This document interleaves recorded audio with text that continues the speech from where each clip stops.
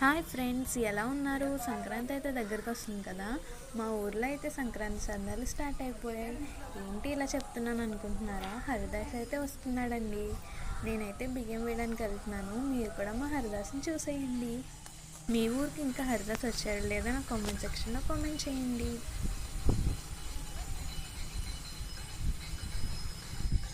మరిన్ని సంక్రాంతి సందడి వీడియోస్ కోసం నా ఛానల్ని సబ్స్క్రైబ్ చేసుకోండి.